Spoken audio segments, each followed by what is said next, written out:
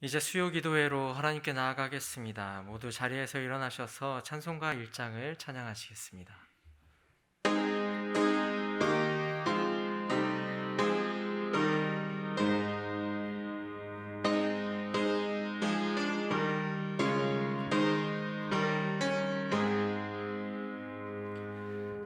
만복의 근원 하나님,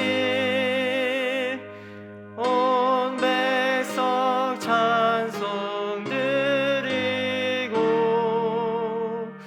저 천사여 찬송하세. 찬송 성부 성자 성령. 아멘.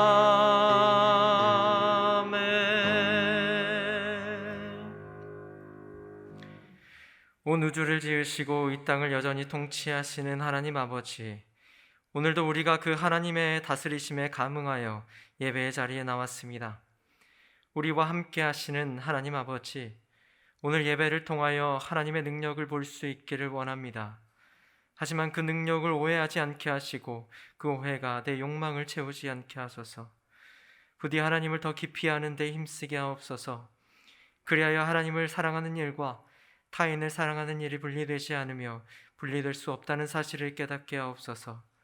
우리의 삶의 틈으로 찾아오시는 주님, 우리의 여백을 허락하시는 주님, 오늘 만나는 예수 그리스도의 모습을 통해 그 틈과 여백이 채워지길 소망합니다. 이 모든 말씀 예수님의 이름으로 기도합니다. 아멘. 자리에 앉으셔서 찬송가 204장 찬양하시겠습니다. 찬송가 204장 찬양하시겠습니다.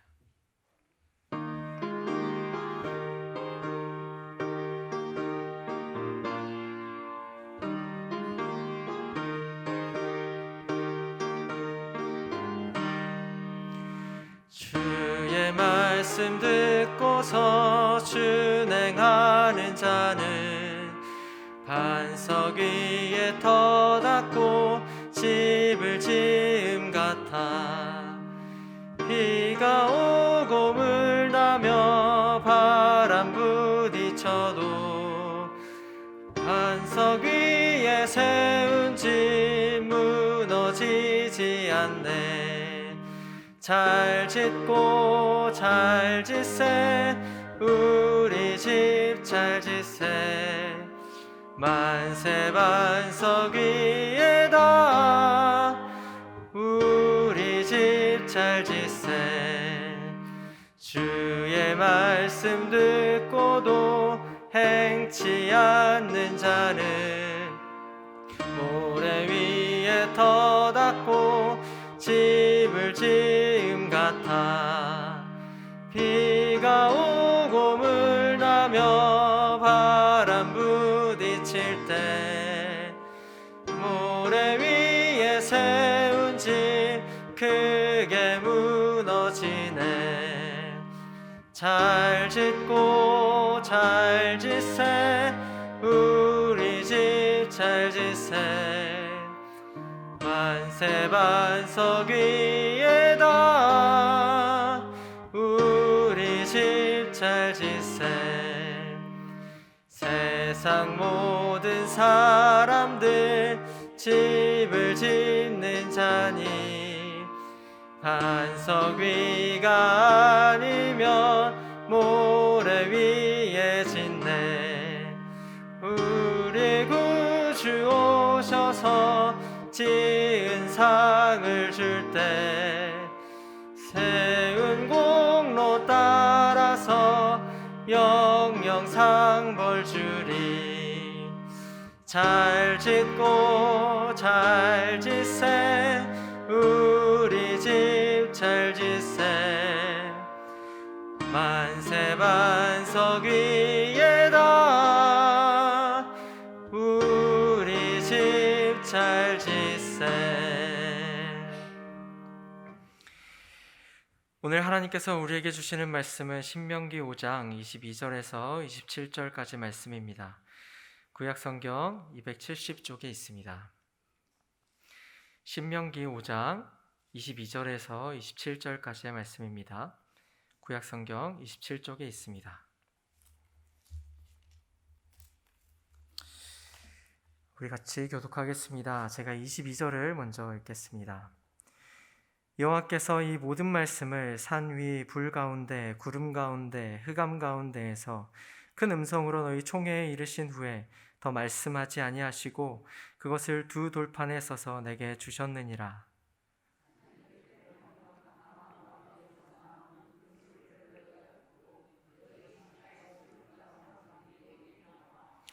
말하되 우리 하나님 여호와께서 그의 영광과 위엄을 우리에게 보이심에 불 가운데서 나오는 음성을 우리가 들었고 하나님이 사람과 말씀하시되 그 사람이 생존하는 것을 오늘 우리가 보았나이다.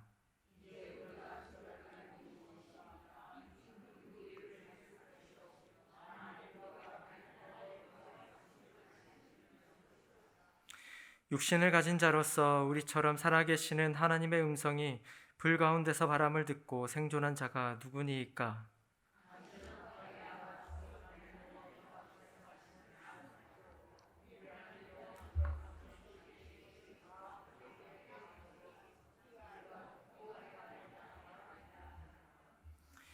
아멘. 네, 오늘 말씀은 어떻게 듣는가라는 제목으로 말씀 나눌 텐데요. 여러분은 혹시 예배를 통해서 어떤 기대를 가지고 계십니까?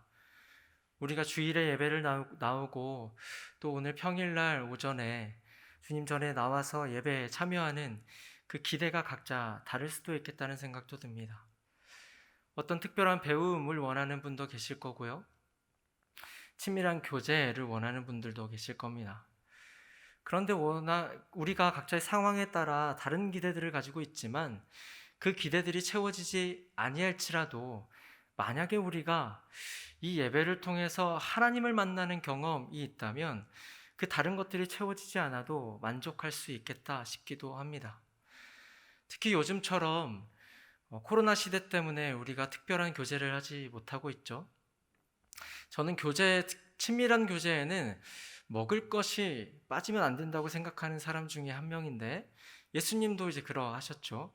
그런데 우리가 쉽게 먹을 것을 내어놓고 먹을 수 없는 환경이 되었습니다. 그래서 우리는 더욱더 예배를 통해서 하나님을 만나는 경험, 특별히 하나님의 음성을 듣는 경험을 하는 게 중요하겠다 싶기도 합니다. 오늘 제가 말씀 제목을 어떻게 듣는가로 정했는데 이 제목은 두 가지 의미가 있습니다. 우리가 하나님의 음성을 어떤 태도로 듣는가, 혹은 하나님의 음성을 어떤 방식으로 듣고 있는가 라는 문제가 담겨 있습니다. 오늘 우리가 읽은 본문에는 흥미로운 지점이 하나 있습니다. 오늘 본문은 신명기인데요. 모세가 가나안 땅을 목전에 두고 이스라엘 백성들과 마지막으로 고별 설교처럼 하고 있는 것이 신명기 말씀들입니다. 오늘은 특별히 이스라엘 백성들이 애굽에서 빠져나와서 시내산 밑에서 하나님과 언약식을 하던 장면, 하나님이 그들에게 십계명을 가르쳐 주던 장면을 복기하고 있습니다. 하나님께서 이스라엘 백성들에게 직접적으로 말씀하신 적이 거의 없는데요. 유일하게 신명기만은 하나님이 이스라엘 백성들에게 음성으로 직접 말씀하셨어요. 그런데 하나님의 음성을 들은 이스라엘 백성들의 반응이 굉장히 독특합니다. 그들의 반응을 보면 음성을 다시 들으면 죽을 것이다 라고 반응하고 있어요. 제가 어렸을 때 교회 안에서 살았습니다. 저희 부모님이 어느 순간에 갑자기 사찰 집사님, 관리 집사님이라고 하죠. 건물이 6층 건물이었는데 그 교회 건물을 관리하는 집사님으로 취직하게 됐습니다. 그래서 이제 사역자분들은 다 밖에 있는 사택에서 사셨고요. 저희 부모님은 교회를 관리했기 때문에 교회 6층에 있는 옥상 건물에서 옥상에 있는 집에서 사셨습니다. 근데 저에게는 그것이 좀 주요했다고 생각하는 게 거의 6년에서 7년 정도 저희 부모님이 그렇게 일을 하셨는데 제가 중요한 시점에 교회에서 살게 되었어요. 중학교와 고등학생을 통틀어서 교회 안에서 살았는데 제가 고등학교 때, 중학교 때는 어디로 튈지 모르는 사람이었습니다. 특히 더 어렸을 때는 선생님들이 저만 오면 벌벌 떨 정도였어요. 제가 선생님들을 골탕 먹이길 좋아하고 하도 말을 듣지 않아서 선생님들이 이제 그런 반응들을 보였습니다. 여담이지만 저희 모교회에 제가 이제 목사 안수를 받는다는 소식들을 들으시고 다들 놀라워하셨다는 얘기들을 들었습니다. 그만큼 제가 목사가 될 거라고는 상상을 못했던 어린 시절을 보냈습니다. 근데 중고등학교 때는 그렇지는 않았지만 중고등학교 때는 밖으로 많이 돌기도 했어요. 근데 그때마다 저를 잡아주었던 것은 제가 교회에 산다는 사실이었습니다. 특별히 저희 부모님은, 특히 저희 어머니는 기도를 참 많이 하시는 분인데 저희 어머니가 기도하는 모습을 보고 저도 어느 순간부터 기도하기 시작했고, 특히 이제 공부를 하고 돌아오는 길에 3층 늘 초등부실이 있었는데 3층에 들러서 늘 기도하고 올라오곤 했습니다. 저희 아버지는 그렇게 기도를 많이 하시는 분은 아닌데 그때 당시에 이제 기도회를 참석하면 금요기도회 했던 것으로 기억을 해요. 저희가 원래 금요기도회를 하면 이렇게 본당에서 진행을 했는데 그때 당시에는 5층의 소년부실이나 3층에 있는 초등부실에서 진행을 하곤 했어요. 근데 그때, 지금은 좀 이상한, 좀 생경한 모습이지만 그때 당시에는 이렇게 북을 치면서 기도하기도 했습니다. 저희 아버지의 담당이 북을 치는 담당이었어요. 그래서 기도회를 참석하면 북을 치면서 늘 기도를 하셨는데 제가 그걸 보고 좀 의아해하면 저희 아버지는 이것이 나의 방언이다 라고 말씀하시기도 했어요. 마치 요즘 청년들이 드럼 소리에 맞춰서 기도를 하는데 그때 당시에 저희 아버지는 지금의 드러머 같은 마음으로 기도하지 않으셨을까라는 생각도 해봅니다. 근데 저희 어머니가 저에게 제일 많이 나눠주셨던 이야기는 오늘 내가 이렇게 기도를 했는데 하나님이 이렇게 말씀해 주셨어. 하나님이 이런 말씀을 해주셨어. 라는 내용들이었어요. 자세하게 말씀하시지 않았기 때문에 저도 하나님의 음성을 듣고 싶었습니다. 그래서 제가 기도할 때마다 자주 이런 기도를 드렸던 것 같아요. 하나님, 저에게 음성을 좀 들려주십시오. 저에게 음성을 들려주시면 제가 하나님을 배신하지 않겠습니다. 평생 하나님께 충성하겠습니다. 내용도 상관없습니다. 그저 제 이름만 불러주세요. 근데 마치 연예인에게 TV 나와서 이름 불러달라고 요청하는 것처럼 저는 하나님께 이름 좀 불러달라고 요청을 했어요. 지금은 제가 그런 방식으로 기도하진 않지만 하나님이 그런 방식으로 말하지 않는다는 걸 너무 잘 알기 때문에 기도하지 않지만 그 당시에 중학생 이성겸, 고등학생 이성겸이 오늘 본문을 면밀하게 들여다봤다면 좀 독특하다, 좀 당황했을 법도 합니다. 하나님의 음성을 듣고 싶은 우리가 오늘 이스라엘 백성들의 반응을 보고 있다면 좀 갸우뚱하게 돼요. 그들은 거기서 그치지 않습니다. 하나님의 음성을 듣지 않겠다고 모세 앞에 나온 다음에 다음부터는 하나님께서 우리에게 직접 말씀하시지 마시고 당신을 통해서 말하게 해주세요. 이제 우리가 하나님의 말씀을 직접 듣지 않겠습니다. 그 본문을 화면을 보고 같이 한번 읽어보겠습니다. 27절입니다. 시작. 당신은 가까이 나아가서 우리 하나님 여호와께서 하시는 말씀을 다 듣고 우리 하나님 여호와께서 당신에게 이르시는 것을 다 우리에게 전하소서. 우리가 듣고. 지금 이스라엘 지도자들이 모세에게 다가와서 하는 말인데 그들은 이제부터 하나님의 말씀을 직접 듣지 않고 모세를 통해서 듣겠다고 선언합니다. 종교의 본질을 많은 사람들이 신 경험에 있다고들 합니다. 모든 종교를 막론하고 신을 경험하려고 하죠. 그런데 그렇게 신을 경험한 사람들의 목적이 뭐냐면 그들의 뜻을 신을 통하여 이루고자 하는 게 그들의 목적이에요. 대부분의 종교들이 그런 식으로 발생합니다. 종교의 기본적인 모형이 신을 경험하고 결국 우리의 뜻을 신에게 관철시키는 것, 여기서 관철하다의 뜻은 어떤 목적을 이룬다라는 뜻입니다. 우리의 목적을, 우리의 뜻을 신에게 관철시키려고 하는 것, 그것들이 일반적인 종교의 모습입니다. 하지만 흥미롭게도 기독교는 성경을 그 뿌리에 두는데요. 레리 허타도라고 하는 유명한 신약학자가 있습니다. 그 신약학자가 처음으로 기독교인이라 불렸던 사람들이라는 책에서 이 기독교는 유례 없이 체계 종교라고 규정했습니다. 그 당시에 고대 로마 사회의 종교들은 현대에는 어색하지 않지만 고대 로마 사회의 그런 종교들은 기독교처럼 이 글을 근간에 두고 책을 근간에 둔 종교가 없었다는 거예요. 그러면서 더 흥미로운 것은 이를 통해 신에게 인간의 뜻을 관철시키는 기존의 종교 방식을 뒤집었다는 겁니다. 책은 일방적으로 우리에게 말을 건네죠. 성경은 우리의 뜻을 하나님께 전달해 주지 않습니다. 달리 말하면 기독교는 신에게 인간의 뜻을 관철시키는 종교가 아니라 신의 뜻을 인간에게 관철시키는 종교입니다. 구약 성경에서 말하는 우상 숭배도 이런 방식으로 지적이 되고 있는데요. 특히 출애굽기 32장에서 이스라엘 백성들이 굉장히 독특한 행동을 하죠. 모세가 이스라엘 백성들에게 하나님의 말씀을 전달해주고 또 하나님 앞에서 이스라엘 백성들이 언약식을 하고 모세가 하나님의 말씀을 더 듣기 위해 시내산 꼭대기에서 정상에서 하나님과 시간을 보내고 있었습니다. 40일 동안의 시간을 비웠죠. 근데 이 이스라엘 백성들이 그 비어있는 시간을 견디지 못했던 것 같아요. 그래서 아론에게 찾아와서 그들이 모여듭니다.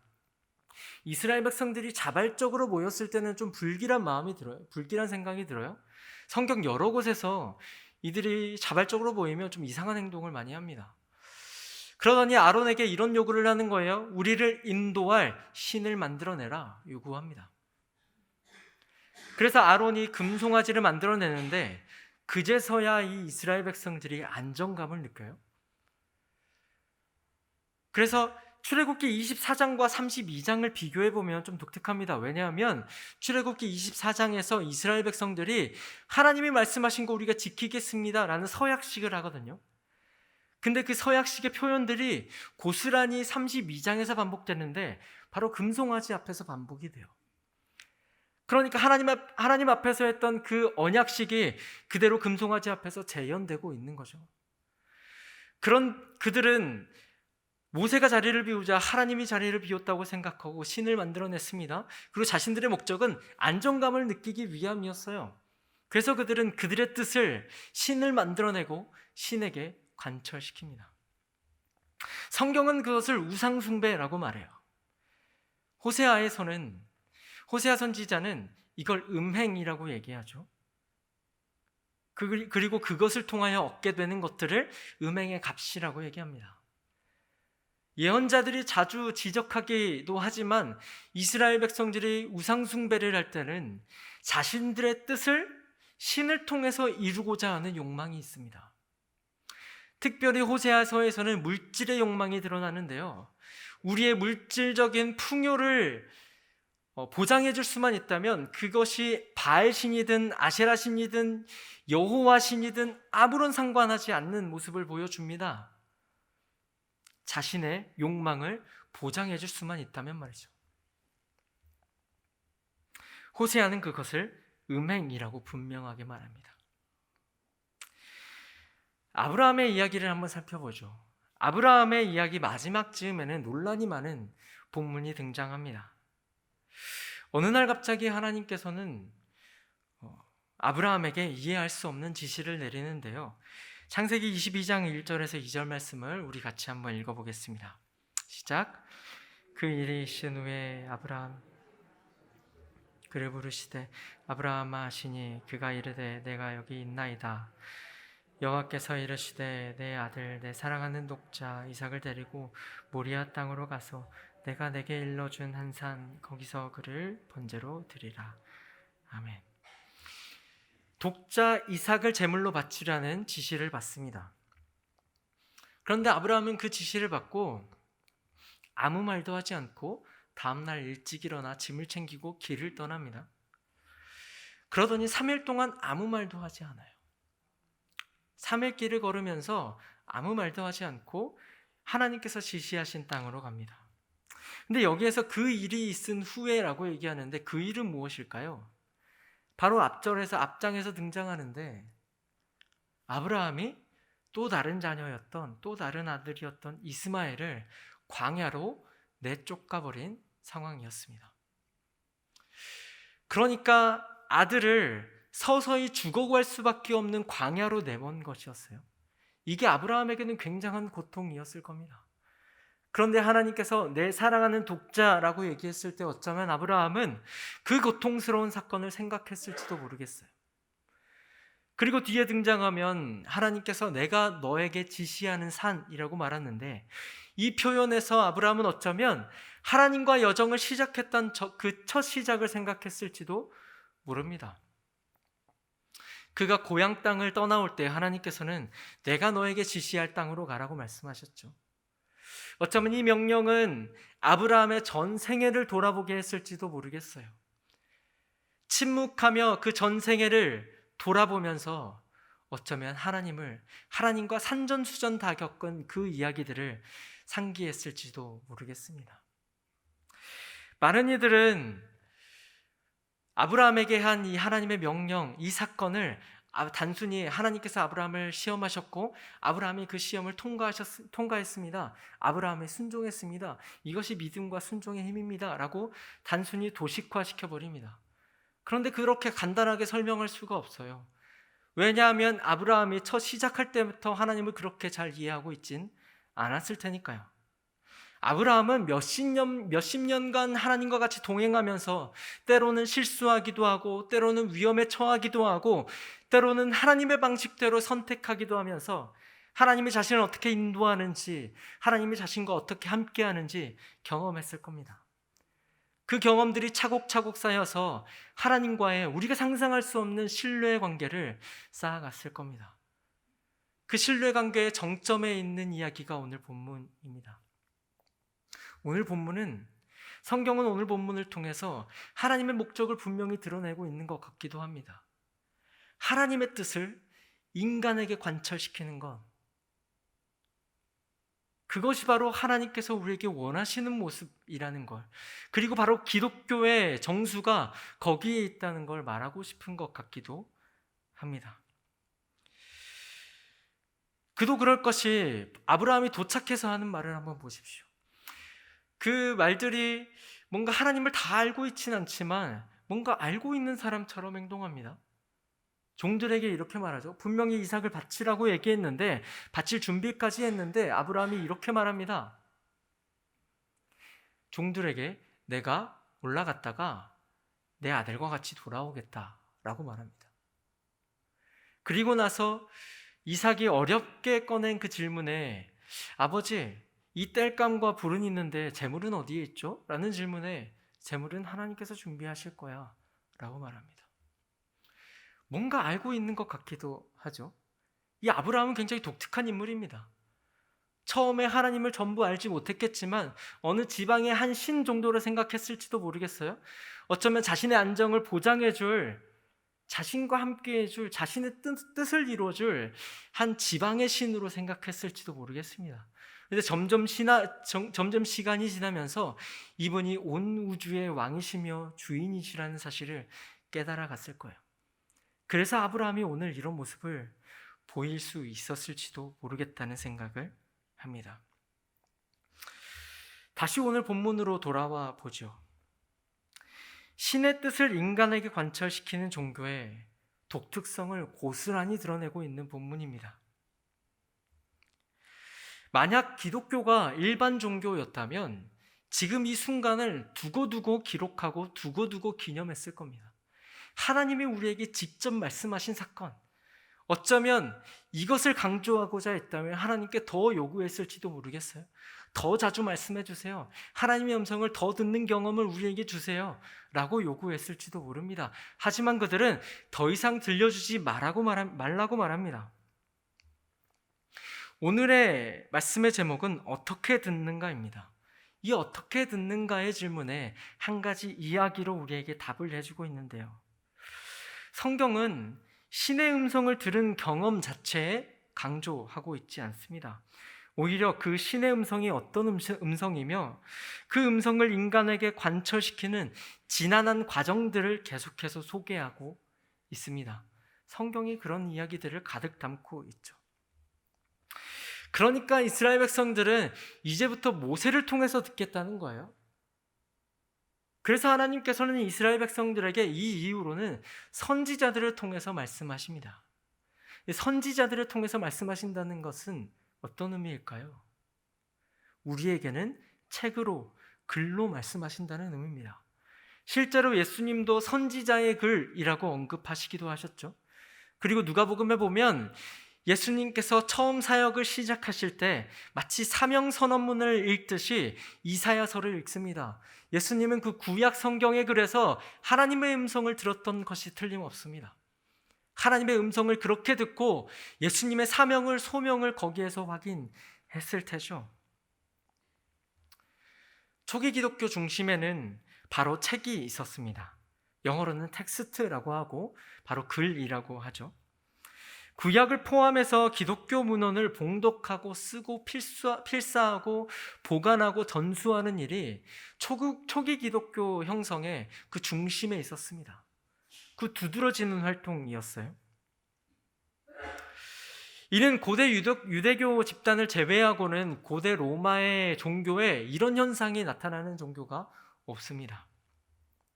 이례적인 특징이었다고 학자들이 입을 모아 말합니다. 어떤 학자들은 초기 기독교 공동체를 향해서 체질적으로 글을 중시하는 집단이라고 얘기하기도 하고 그냥 글 공동체라고 얘기하기도 합니다. 그리고 또 그리고 텍스트를 마음과 영혼의 중심에 둔 운동이라고 말하기도 합니다. 바울 서신에도 신약 성경에도 이런 흔적들이 드러납니다. 특히 초기 기독교는 봉독을 많이 했거든요. 왜냐하면 글을 모르는 사람들이 태반이었기 때문이에요.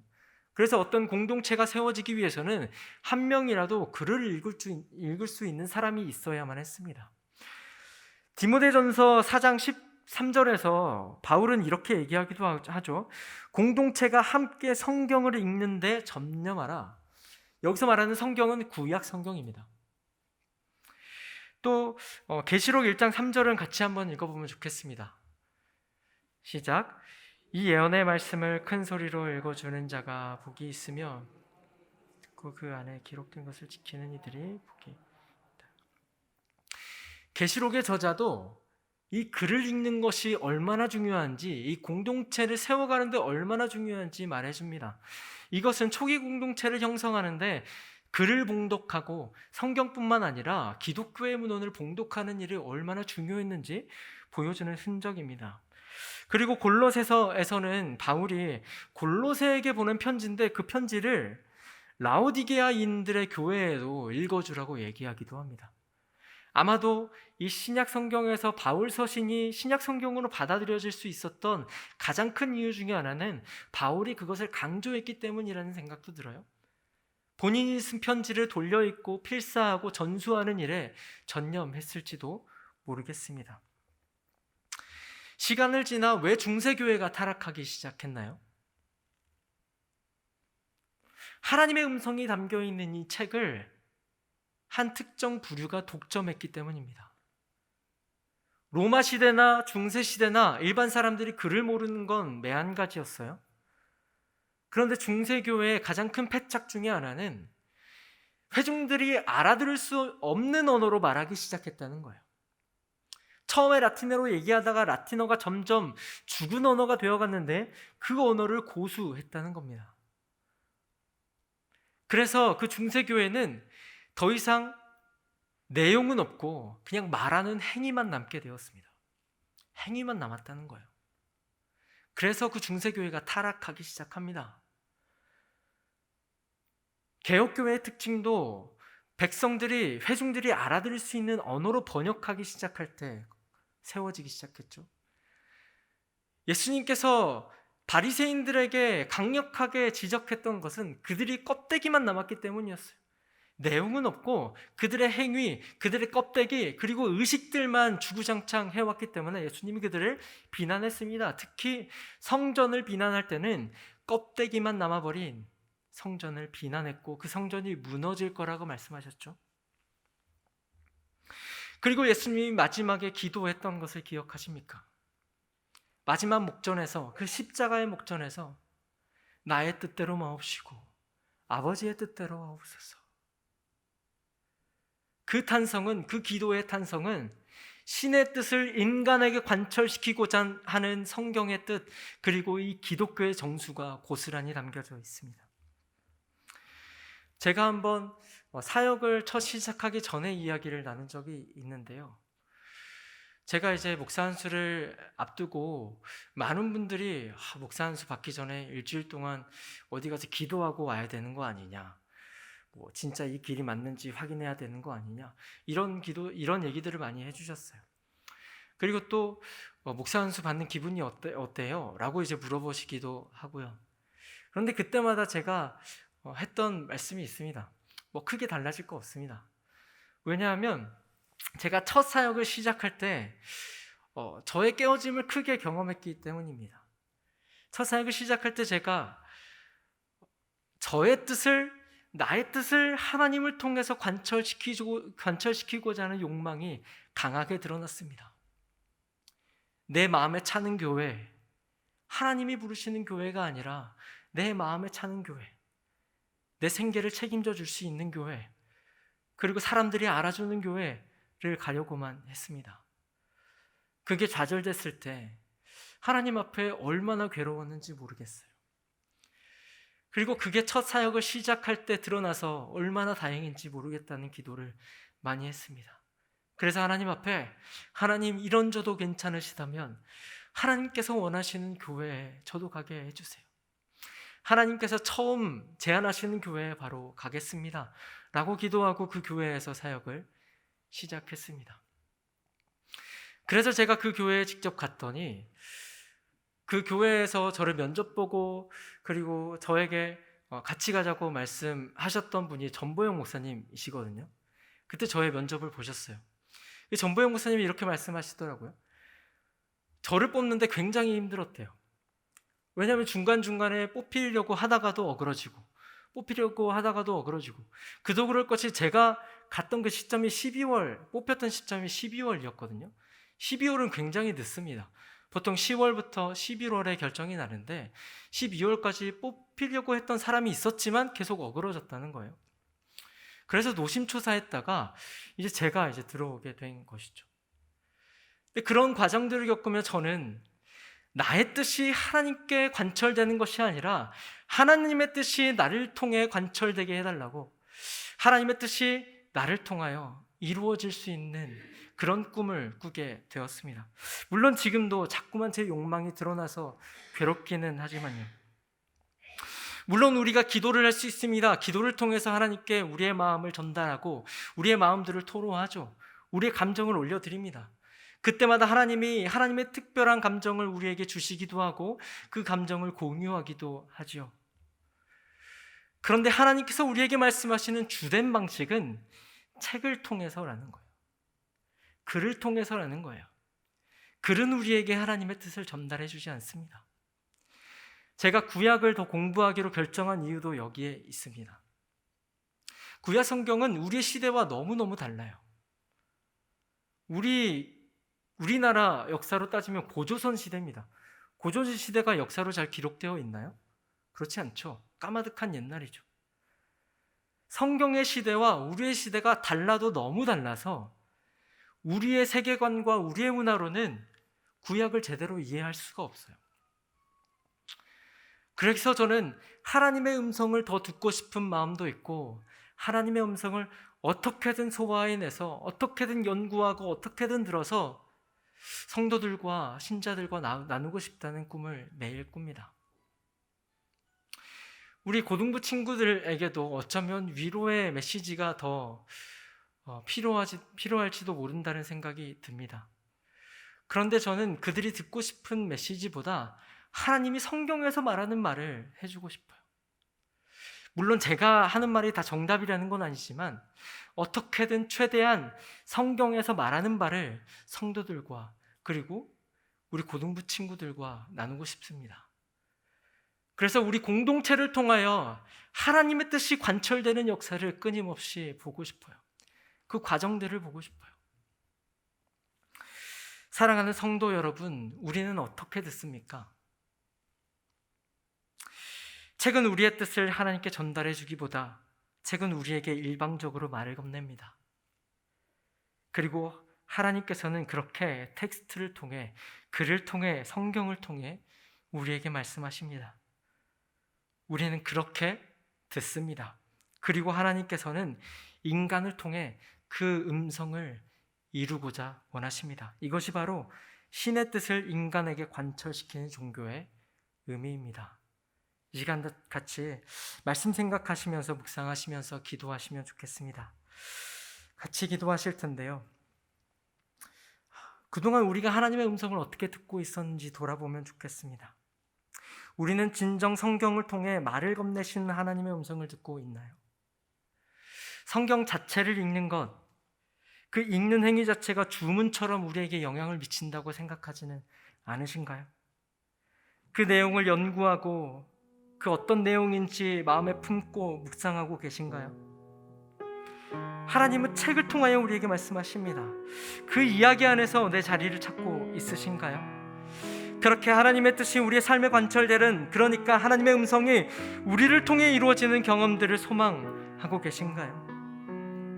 오늘 말씀을 생각하시면서 다 같이 하나님의 음성을 소망하시면 좋겠습니다. 하나님께서 우리에게 뭐라고 말씀하시는지, 우리의 삶에서 어떤 뜻이 이루어지길 원하시는지 그렇게 귀 기울이며 기도하며 나아가면 좋겠습니다. 기도하겠습니다.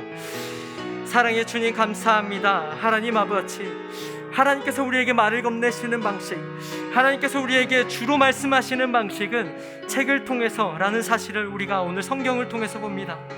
하나님, 이스라엘 백성들이 하나님이 직접 말씀하시는 것을 거절하고 모세를 통해서 듣겠다고 결심했을 때, 하나님께서는 그동안 선지자들을 통하여, 모세를 통하여, 성경을 통하여, 글을 통하여 우리에게 끊임없이 말씀하셨습니다. 우리에게 그렇게 말씀하셔서 우리를 통하여 하나님의 뜻이 이루어지는 과정들을, 그런 순간들을 기대하셨습니다. 그걸 성취하신 분이 예수님이라는 사실을 우리가 이 시간 기억합니다. 하나님, 우리를 통하여 하나님의 뜻을 이루어 주십시오. 우리를 통하여 하나님의 꿈이 성취되는 역사가 계속해서 일어날 수 있도록, 우리가 그 경험들을, 그 꿈들을 경험할 수 있도록 주님 인도하여 주시옵소서. 주님, 우리에게 말씀하여 주시옵소서. 한 가지만 더 놓고 기도하면 좋겠습니다. 지금은 가정의 달입니다. 가정의 달에 우리가 잊지 말아야 될 것은 가정의 달에서 기뻐하지 못하는 사람들입니다. 가족들과의 관계가 깨어진 이들, 다른 사람이 봤을 때 그 가족들이 다른 사람들을 보기에 좋은 형태가 아닌 이들, 혹은 어머니가 안 계시거나 아버님이 안 계시거나, 혹은 가족 중에서 불상사가 일어나서 아픔을 겪고 있는 이들, 그 가족들을 위하여, 소외된 가족들을 위하여 기도하면 좋겠습니다.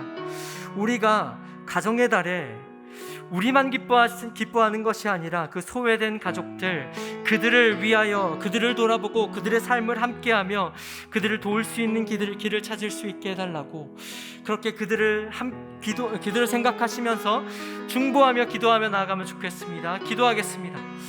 사랑의 주님, 감사합니다. 하나님, 주님께서는 책의 음성을 통하여 우리에게 하나님을 사랑하고 이웃을 사랑하라고 말씀해 주셨습니다. 하나님, 우리는 지금 많은 사람들이 정상이지 않다고 말하는, 역기능이라고 말하는 그 가정들을 위하여 기도하길 원합니다. 그 가정들이 회복되게 하시고, 그 가정들이 바로 서게 하시고, 그들이 세워지는데 교회가 앞장설 수 있도록 주님 함께하여 주시옵소서. 내 삶의 주위의 그 가정들을 돌아보게 하시고 그들의 아픔과 어려움을 함께할 수 있는 교회가 될 수 있도록 주님, 우리와 함께하여 주시옵소서. 그리하여 우리를 통하여 하나님의 음성이 실제로 살아나는, 하나님의 음성이 실제로 사라지는 그런 역사가 일어날 수 있도록 주님, 우리와 함께하여 주시옵소서. 주님, 우리에게 힘 주시옵소서.